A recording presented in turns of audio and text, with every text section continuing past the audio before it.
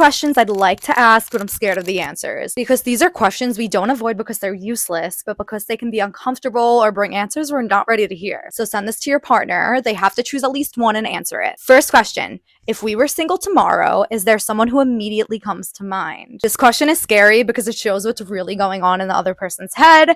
If a name pops up right away, it doesn't necessarily mean something happened, but it can reveal a lack, a temptation, or something that was never fully expressed. Second question, is there a part of you that feels like you'd be more free without me? Because you can love someone and still feel a little limited sometimes. This question helps you understand whether your partner sees the relationship as a real choice or if they're holding things back just to avoid discomfort. Third question, if you had to choose between me and your friends, honestly, who would you choose? It's not really about who's more important, but about where you stand in your partner's priority list. It helps reveal real priorities, not just the ones we like to show. Now, before the last and juiciest question, all these questions come from Bloomy. It's a couples app with dozens of modes and thousands of cards, some fun, some deep, some spicy, and even some made to test your relationship. The goal is to talk about topics we don't usually bring up or wouldn't naturally think to discuss. And what I love most is that every day the app sends you random questions that you and your partner have to answer. Perfect for debating, laughing, and learning more about each other even after years together. Fourth question, do you ever compare our relationship to one of your past relationships? Comparing happens to everyone. The real problem is when those comparisons stay in your head and never get talked about.